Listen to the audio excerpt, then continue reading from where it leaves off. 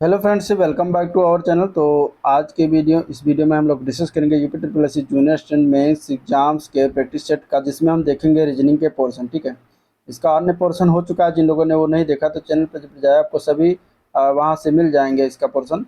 ठीक है, और इसका प्लेलिस्ट बना दिया तो वहाँ से देख सकते हैं। ठीक है, आज का हम ये रीजनिंग का पोर्शन देखेंगे। प्रैक्टिस सेट नंबर 8वां होगा, जिसमें हम रीजनिंग के 15 क्वेश्चन को हल करते हैं। तो चलिए शुरुआत करते हैं। और स्टार्ट करने से पहले अगर आप चैनल पर नए भी तो सब्सक्राइब नहीं किया तो चैनल को सब्सक्राइब कर लीजिएगा, साथ ही साथ वीडियो को भी लाइक करते चलिएगा। ठीक है, तो 31 नंबर क्वेश्चन देखेंगे। यहाँ पे दिया गया है कि जब एक बस चली। ठीक है, दिया गया है जब एक बस चली तो उसमें निश्चित संख्या में कुछ यात्री बैठे हुए थे। पहले स्टॉप पर बस से आधे यात्री उतर गए और 35 यात्री चढ़े। दूसरे स्टॉप पर बस में से 1/5 यात्री उतर गए और 40 यात्री चढ़े। उसके बाद अब यात्री में कुल कितने थे यात्री थे, तो कुल अब उसमें थे 80 यात्री। तो बिना रुके अपने स्थल पर पहुंच गई। अब बताना है कि आरंभ में कितने आदमी उसमें थे, यानी कितने यात्री थे। तो मान लेते हैं कि शुरुआत में यात्रियों की संख्या कितनी थी, एक्स थी। तो कितने पहले स्टॉप पर उतरे, कितने पहले अगर स्टॉप पर देखा जाए तो उतर गए यात्री जो संख्या है वो कितनी है, आधे। तो x/2 बचे संख्या। पहले उतरने वाली संख्या कितनी हो जाएगी, x/2 हो जाएगी। और अब चढ़ने वाली की संख्या कितनी है, 35 है। तो अब जो है शेष बचे यात्री कितनी है, शेष यात्री। तो जितने यात्री थे एक्स टोटल थे, उसमें उतरे कितने, x/2 और चढ़े कितने, 35। तो जोड़ देंगे। अब ये हमारा बन जाएगा x + 70/2। ठीक है, ये हमारा शेष यात्री हो जाएगा। अब ये जो शेष यात्री है ये क्या है, दूसरे स्टॉप पर दूसरे स्टॉप पर इनका काम होगा। दूसरे स्टॉप पर बताएगा कि इनका 1/5 उतर जाते हैं और 40 चढ़ जाते हैं। तो कितने उतरे यात्री हैं, उतरे यात्री। तो उतरे यात्री की बात करेंगे तो x + 70/2 का 1/5 उतर जाते हैं, तो गुणा कर देंगे। तो हो जाएगा x + 70/10, ये यात्री हो गए। और चढ़े यात्री टोटल 40 हैं। तो कुल यात्री कितने हो जाएंगे, कुल यात्रियों की संख्या हो जाएगा x + 70/2। ये हमारे पास यात्री थे, उतरे हैं x + 70/10, तो उसको माइनस करेंगे। और यहाँ पे चढ़े कितने हैं, 40, तो इनको हम जोड़ देंगे। तो यहाँ पे हमारा क्या आंसर प्राप्त हो जाएगा, इनका अगर हम एलसीएम ले लेते हैं, 10 एलसीएम हो जाएगा। तो हमारा हो जाएगा 5x + 350 माइनस x + 70, ये भी हो जाएगा माइनस में यहाँ पे। ठीक है, और प्लस ये हो जाएगा 40 दाहिने 400।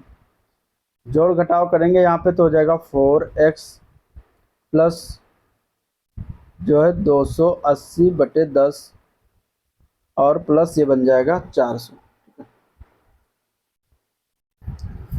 ये जुड़ेगा तो हमारा हो जाएगा 4x + 4 2 680/10। ये हमारा कुल यात्रियों की संख्या आ गई। प्रश्न के अनुसार कुल यात्रियों की संख्या जो है कितना है, 80 है। तो 4x + 680/10 के बराबर हो जाएगा 80 के। तो 4x बराबर हो जाएगा, 4x + 680 बराबर के हो जाएगा 800, क्योंकि ये गुणा हो जाएगा। ठीक है, इसके बाद हमारा जो संख्या है 4x बराबर, ये उधर जाएगा तो 800 माइनस 680। तो 4x बराबर बचेगा 120। तो x बराबर हो जाएगा 120/4, 4×3 = 12, तो हमारा हो जाएगा 30। तो हमारा जो संख्या हो जाएगी 30 हो जाएगी। माने शुरुआत में हमारे पास जो बस में यात्री थे वो कितने थे, 30 थे। तो इस प्रकार आंसर इसका बी ऑप्शन इसका करेक्ट हो जाएगा, 30। ठीक है, चलिए क्वेश्चन नंबर 32 नंबर क्वेश्चन है कि एक व्यक्ति ने इशारा किया। ठीक है, चलिए 32 नंबर क्वेश्चन क्या है। 32 नंबर क्वेश्चन है कि आदित्य नामक पुरुष की तस्वीर को इशारा करते हुए इशिता ने कहा कि उसके पिता की पत्नी की बेटी एकमात्र भाई विराज का पिता आदित्य विराज से क्या संबंध है। तो इसका हम बनाएंगे ब्लड रिलेशन। ठीक है, आदित्य के बारे में कहा जा रहा है, तो आदित्य मान लीजिए ये हो गया। अब आदित्य क्या है कि इशिता ने, ये तस्वीर का होगा, इशिता ने इसको और इशारा करके कहा कि इसके पिता की पत्नी, ठीक है, की बेटी का एकमात्र भाई विराज का पिता है। ठीक है, तो बेटी का एकमात्र भाई तो वही आदित्य हो जाएगा, यानी कि इशिता कह रही है, तो इशिता इसकी बेटी हो जाएगी। ये इसका एकमात्र भाई, और इसका क्या है, विराज का, ये आदित्य पिता है। ठीक है, विराज का क्या है, आदित्य, ये जाएगा पिता हो जाएगा। तो हमें बताना है कि आदित्य का विराज से क्या संबंध है। यहाँ पे देख सकते हैं कि आदित्य जो है विराज का क्या है, पिता है। तो आंसर यहाँ पे हो जाएगा पिता, जो कि ए पार्ट में दिया गया है। चलिए क्वेश्चन नंबर 33। क्वेश्चन नंबर 33 दिया गया है कि एक ही पासे के चार प्रारूपों को दर्शाया गया है। इस पासे में तीन के विपरीत पर बताना कौन सा अंक होगा। अब एक ही पासे के होते हैं तो इसमें क्या करते हैं, कॉमन जो पृष्ठ कॉमन नियम है, जो सतह कॉमन नियम है, उसी के अनुसार इसमें कोई दो आकृति लेते हैं जिसमें एक अंक दोनों में कॉमन है। तो यहाँ पे अगर हम दूसरा और चौथा देखते हैं तो यहाँ पे दो है, यहाँ पे दो है, तो ये दोनों कॉमन हो रहा है। तो यहाँ से हम लेंगे इस तरीके से संख्या को, तो 2 5 4 होगा, और यहाँ से लेंगे 2 6 3 हो जाएगा। ठीक है, इस वाले मतलब राइट साइड करके लेते हैं रोटेट करके। तो यहाँ पे देख सकते हैं कि 5 का विपरीत 6 और 2 का विपरीत 2, यानी कि 2 का विपरीत 1 हो जाएगा, और 4 का विपरीत 3, यानी कि 3 का विपरीत 4, हमें 3 का विपरीत ही बताना था, क्या है, 4 है। तो आंसर सी ऑप्शन इसके लिए करेक्ट है। चलिए क्वेश्चन नंबर 34। क्वेश्चन नंबर 34 है कि राधा विद्यालय जाने के लिए सुबह अपने घर से निकली और वो 4 किलोमीटर पूर्व की ओर चली। ठीक है, मान लेते हैं यहाँ से राधा चलती है, 4 किलोमीटर पूर्व की ओर गई, और इसके बाद फिर वो 90 डिग्री वामावर्त, वामावर्त मतलब यहाँ से इस तरीके से वामावर्त जाए घूमेगी, और 90 डिग्री घूमकर 3 किलोमीटर जो है चलेगी, और इस तरीके से 3 किलोमीटर चली, और ये पहुँच गई अपने विद्यालय। कहाँ पहुँच गई, विद्यालय पहुँच गई। उसका भाई रमन जो है फिर निकला अपने वही घर से, उसी घर से, माने कि इस घर से, और किधर चला, दक्षिण की ओर 6 किलोमीटर गया, इस तरीके से 6 किलोमीटर आया दक्षिण की ओर, और फिर वो दाएं मुड़ा और 8 किलोमीटर चल के अपने कॉलेज पहुंच गया। मतलब दाएं मुड़ा इस तरीके से और 8 किलोमीटर गया, और फिर अपने कॉलेज पहुंच गया। कॉलेज यहाँ पर है। ठीक है, तो हमें बताना क्या है, हमें बताना है, आगे क्वेश्चन में है कि राधा के विद्यालय और रमन के कॉलेज के बीच की दूरी क्या है। मतलब कि राधा के विद्यालय, हमें ये वाली दूरी बतानी है, ये वाली दूरी जो है हमें बतानी है कि क्या है, ये वाली दूरी एग्जैक्टली बतानी है।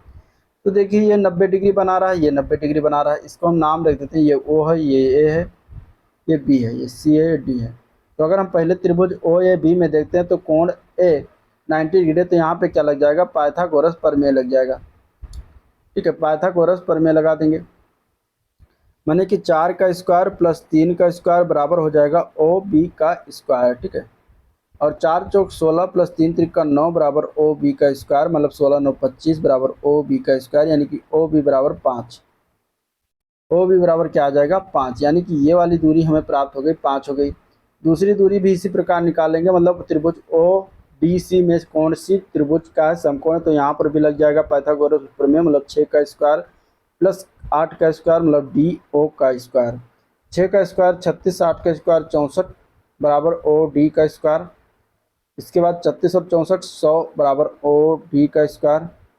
तो यहाँ पे इसका वर्गमूल लेंगे तो 10 हो जाएगा ओ डी, यानी कि ओ डी बराबर 10 आ जाएगा। ठीक है, तो हमें अब दूरी पता होगी, इन दोनों को अगर हम जोड़ देते हैं 10 5 15 किलोमीटर हमारा आंसर हो जाएगा। कितना हो जाएगा, 10 और 5 15 किलोमीटर हमारा आंसर हो जाएगा, जो किसी भी ऑप्शन में नहीं है।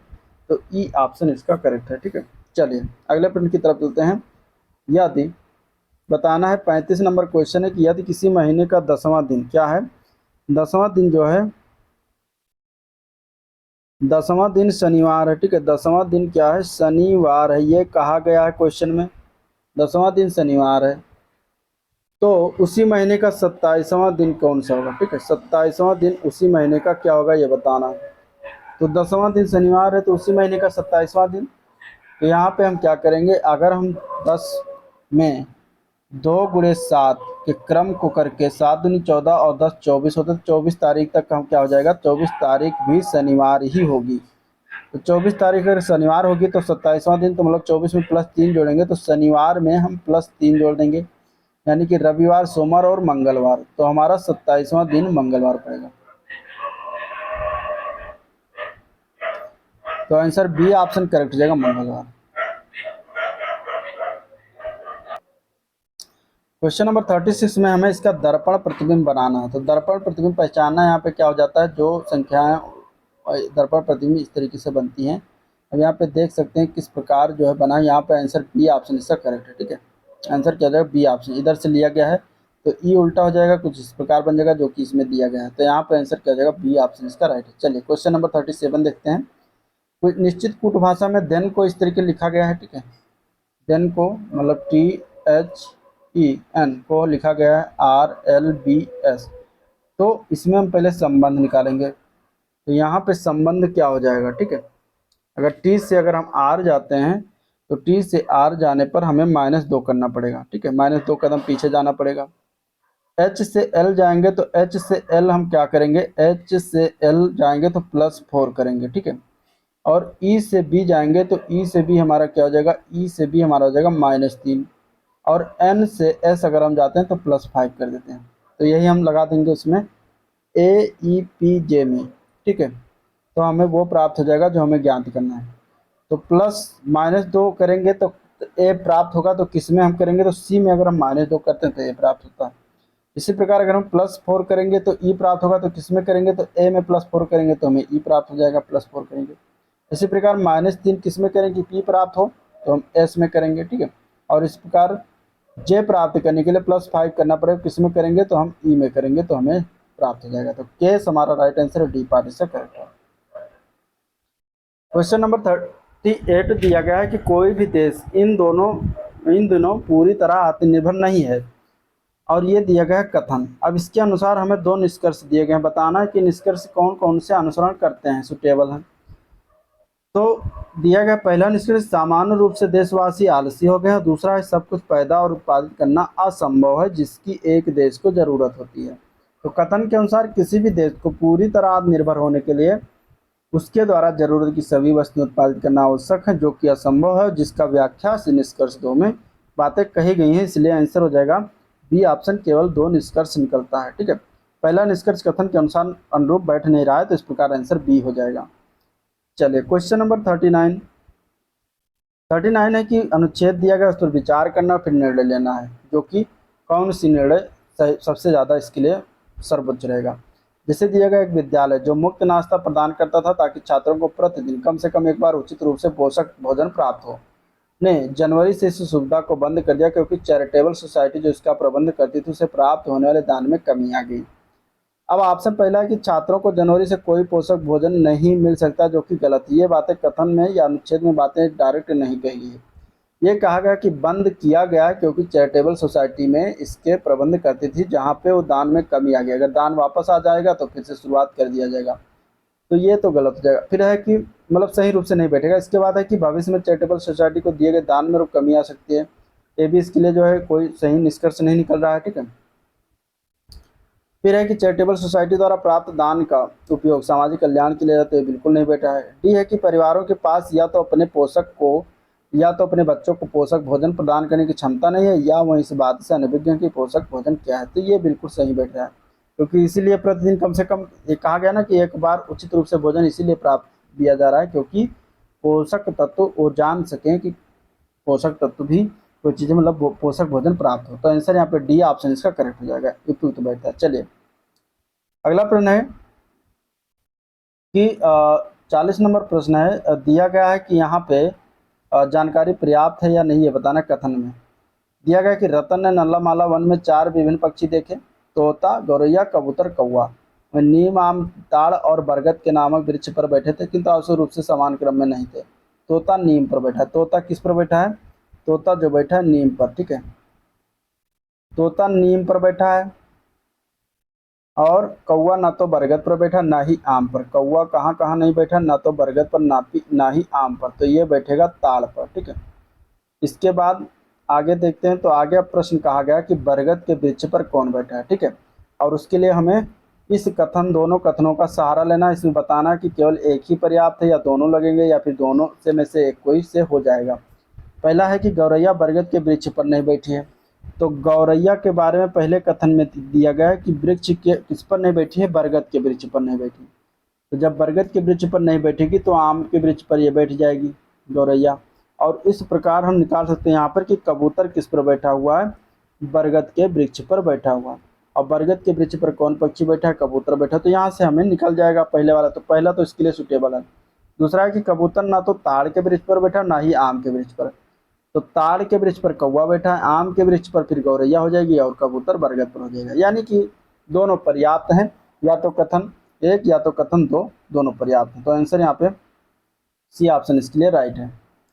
चलिए क्वेश्चन देखेंगे। अगला क्वेश्चन है 41 नंबर को, बढ़िया क्वेश्चन है 41 नंबर क्वेश्चन। दिया गया है कि 8 मित्र जो है एक गोल मेज पर चारों ओर इसी क्रम में और समान दूरी पर बैठे हुए हैं। ठीक है, तो बनाते हैं पहले। इसी क्रम में बैठे हुए, समान दूरी पर बैठे हुए हैं। 8 फ्रेंड हैं तो 8 लोगों को ऐसे बैठाते हैं इस प्रकार। ठीक है, यहाँ पे बैठ गए, समान क्रम में बैठे हैं, इसी दूरी में बैठे हैं। अब देखते हैं कि किस तरीके से स्थिति है। और इनकी स्थिति दक्षिणावर्त है, मतलब इससे चलते हैं और इस तरीके से जाते हैं। यद जी जो कि उत्तर में बैठा है, मतलब उत्तर में जी को बैठा देते हैं यहाँ पे। तो इसके बाद हम सारे को बैठा देकर ये यहाँ पर बैठ गया, बी यहाँ, C D F, A B C D E, A B C D E और एफ, फिर जी, फिर एच, ये हो गया। अब जी यहाँ पे उत्तर की ओर बैठ गया। ठीक है, क्वेश्चन के अनुसार ये सुटेबल हो गया।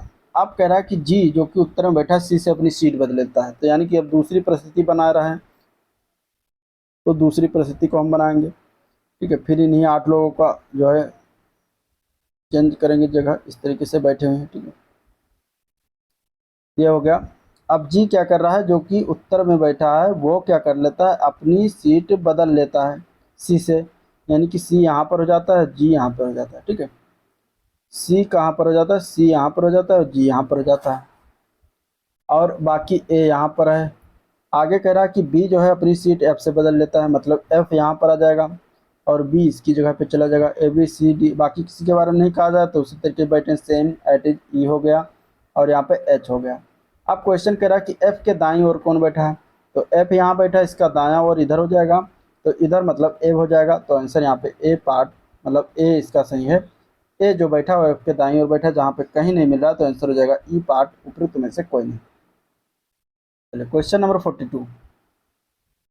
42 नंबर क्वेश्चन है कि अगर 246 को 8, 624 को 0, ठीक है, 327 को 6, तो हमें 423 का ज्ञात करना है। किसी प्रकार हमें क्या आएगा आंसर। ठीक है, तो देखिए 246 में हम क्या करते हैं, पहले अगर हम देखते हैं तो यहाँ पे पहली लास्ट वाली संख्या को पहली वाली संख्या में जोड़ते हैं और -2 कर देते हैं, तो हमारा आ जाता है क्या, 8 आ जाता है। ठीक है, इसी प्रकार लास्ट वाली संख्या को पहली वाली संख्या में जोड़ते हैं, माइनस जो है पहली वाली संख्या कहते हैं, सॉरी लास्ट वाली संख्या को दूसरी संख्या में जोड़ते हैं, माइनस पहली करते हैं। 4 2 6 -6 0 हो जाएगा, तो ये भी सही है। इसी प्रकार लास्ट वाली संख्या में दूसरी संख्या जोड़ते हैं, माइनस पहली संख्या कहते हैं, तो 7 2 9 -3 बराबर 6, तो ये भी हो जाएगा हमारा ये सुटेबल। तो यही हम इसमें भी फॉलो करा देंगे। लास्ट वाली संख्या में दूसरी जोड़ देंगे, माइनस पहली कर देंगे, तो 3 2 5 -4, तो 1 हमारा राइट आंसर हो जाएगा, जो कि दिया गया है सी में, तो सी पार्ट इसका करेक्ट। ठीक है, चलिए क्वेश्चन नंबर 43 में दिया गया है कि हमें निम्नलिखित में से कौन सा शब्द नहीं बनाया जा सकता। तो देखिए अगर बी पार्ट देख रहे हैं तो यहाँ पे एल 2 बार आया है, जबकि हमारे में जो क्वेश्चन है वो सिर्फ एक बार ही एल है, तो यही नहीं बनेगा, बाकी सारे बन जाएंगे। तो आंसर यहाँ पे बी ऑप्शन इसके लिए करेक्ट हो जाएगा। ठीक है, चलिए क्वेश्चन नंबर 48 दिया गया है कि इसमें आकृति बताना है कि प्रश्न आकृति किसमें छिपी हुई है, किस वाले में। तो अगर आप डी ऑप्शन देख रहे होंगे तो यहीं पर छिपी हुई है। ठीक है, क्योंकि अगर आप यहाँ से शुरुआत करें इस तरीके ये और ये, तो आकृति ये बनी हुई है। आंसर यहाँ पे हो जाएगा डी ऑप्शन। चलिए अगला क्वेश्चन नंबर 45, उस विकल्प का चयन करें जो तीसरे शब्द से ठीक उसी तरीके से संबंधित है जिस तरीके से दूसरा शब्द पहले से संबंधित है। तो क्रिकेट का संबंध जिस प्रकार अंपायर से, यानी क्रिकेट का संचालन जो जिस प्रकार अंपायर के द्वारा किया जाता है, उसी प्रकार फुटबॉल के खेल का संचालन रेफरी करता है। तो यहाँ पे आंसर क्या हो जाएगा, सी ऑप्शन इसलिए करेक्ट हो जाएगा। ठीक है, तो ये था ओवरऑल वीडियो जिसको लोगों ने देखा। इसकी अगर वीडियो पसंद आया तो लाइक करिएगा, चैनल को सब्सक्राइब नहीं किया अभी तो सब्सक्राइब करिएगा। तो आज का वीडियो प्रिंट करते हैं, मिलते हैं नेक्स्ट वीडियो में, तब तक के लिए थैंक यू।